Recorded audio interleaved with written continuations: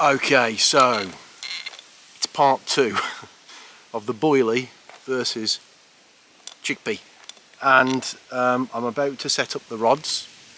One rod on the boilies, the same boilers I used on my last video, and I'm using the au naturel chickpeas straight from the tin. I will show you the rig. I've done it slightly different this time. I'm using a D-rig, my own homemade D-rigs, which I will go through with you how to do that in just a moment. But they're both going to be equal. One's rod's going to go to the left, I'll show you in a moment, and one's going to go to the right. I'm not going to fish very far out. I'm going to fish borderline margins, shall we say. The reason I say that, normally the margins would be a lot closer in, but I've got to be honest, because the water's dropped a good 2 or 3 foot in this pool, I think it's best to went about 5 or 6 foot from normal. Okay, so you can probably see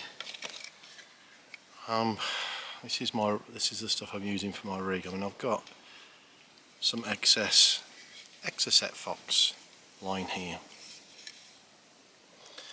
and I have to say I do like to utilise what I can for my rigs, and I tend to use this sort of line because it does the trick and it does save you a lot of money in the long run. And you can buy all sorts of things, fluorocarbon and stuff, but sometimes if you've got any excess stuff like this, 16, 17, 18 pound stuff, even up to 20, use it, because you'll still catch 100%. It will present well. So I'm using hooks of the curved shank B from Corda.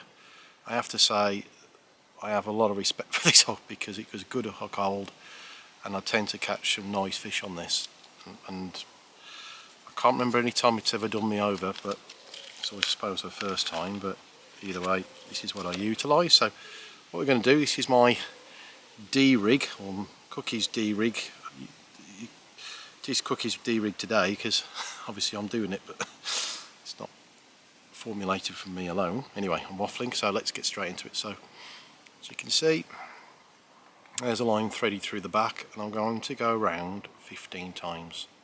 5, 6, 7, 8, 9, 10, 11, 12, 13, 14, 15. I think I went 16 there, it doesn't really matter. So then I'm going to push the excess line through the back end, like so. I'm keeping that straight there. And then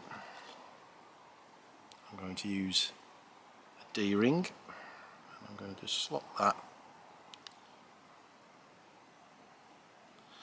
through like so, and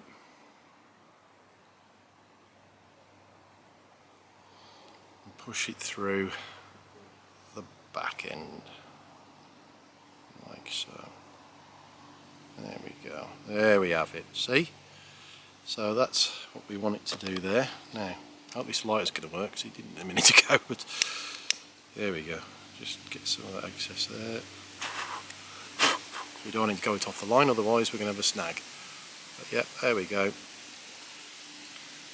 And that will pull through like so. So as you can see, the D-ring is on like that.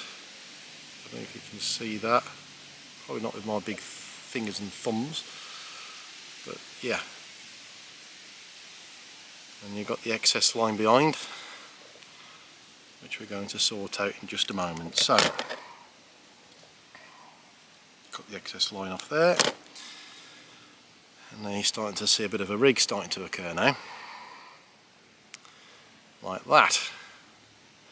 So, next bit, we're going to put the tail rubber through like so,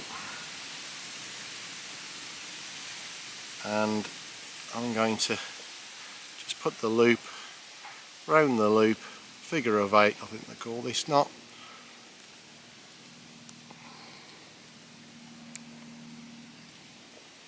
Pull it through. What I tend to do is I pull the excess through with the scissors,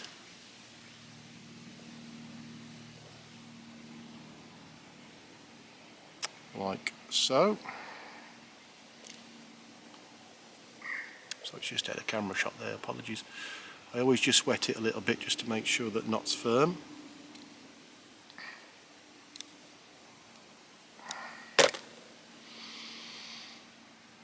And there you go. So we've got a remnants of a D-rig system going on there, used with some of my old line, which, by the way, when I say old, it's pretty new. I've just got excess line left, and that's why I utilise it for this. Then we come into the final part, which I'm going to use a boilie on this occasion. I'm just going to put it straight through the middle of the bottom of there, like so. And yeah, folks, I apologise, but yet again I'm using dental floss and well, it works for me and it's cheap, and in my opinion it still does the same job. Well, I catch fish on it, so there must be something in it. So I'm just going to thread that boilie through nice and easy, like that, and then I'm just going to cut some of the excess floss off, like that, and then we're going to burn it down to the boilie. Watch your fingers as you do it. There we go. Yes, it's left a bit of a burn mark, but you know what? Doesn't really matter. I've never had fish. I've had fish off this formula. It works, believe me, and I'm hoping I'll be proving that in just a moment. But yeah, there we go. It's there. That's that finished product done. And to be perfectly honest, it will do a job, believe me. I've had some nice fish off rigs like that, so we shall see. Good news is we are getting a few little knocks now on those rods, and yeah, fingers crossed. Some good news. It's 1-0 to the chickpea.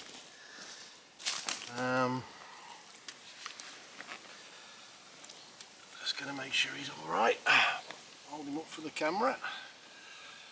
Yeah, I would say, ooh, angry male, I would have thought. He's not too happy, are you?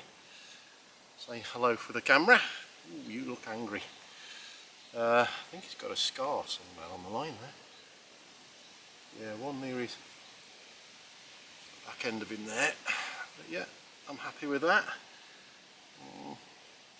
I probably wouldn't go more than 4 or 5 pounds, but hey, I'm not grumbling. Okay, so here's my primitive rig with the chickpeas, exactly how I caught it, with the pellets inside. Only small pellets, but I'll show you the pellets in a moment. And let's get cracking. I've lined it in the centre of this pallet, and we're going to get straight onto it. So only just there. Well, the boilie rod has just ripped off with something pretty decent on there. Now, I'm hoping and praying I can get this fish out. I know he's tore off and he snagged me somewhere. I'm going to try and sort him out the best I can. I don't know where he exactly is, to be fair, but I'm going to try my best to see whether I can find out what's happened. I've left the line loose a little bit at the moment to see whether I can get him out. It's a tough one at the minute. Really upsetting, because it means if I do end up losing this fish, I'm back to where it was, and it's a bit of an injustice to the boilie really, because there should be 2-1 up. But okay, so sadly I lost that fish, but I'm back out again on it now. I'm going to see if I can retrieve that moment for the boilie, because yeah, it should be 2-1. We've got another fish, another common this time, a bit more decent than the last one, and guess what? It's on the boilie, so it's 1-1. But this is a nice fish. There's not a mark on him. He's a beautiful fish. Look, a bit wily as ever. They are always in here. But he's let's see if we can get a, there we go. There we go, there we go, just take it on, that's it.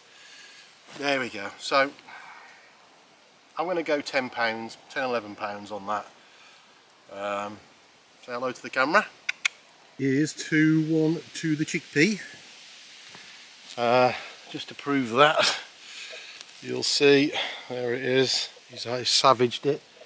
It's another common, and yeah, this one is extremely lively, so yeah, say hello to the camera. I know you want to go off on one, don't you? Another angry male common, but look at that. He's got a few scars on him, bit of an old war horse, aren't you? But yeah, let's get him back in and let's get this party going. The smallest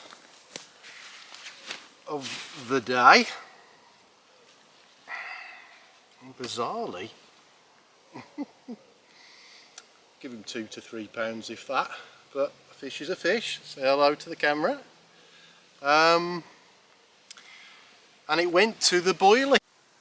Okay, so I think it's an apt way of finishing. 2-2 the final score. I just want to say thank you for watching, really appreciate it. If you like what you've seen, smash up the like button. If you want to see more, smash up the subscribe button. Thanks for watching.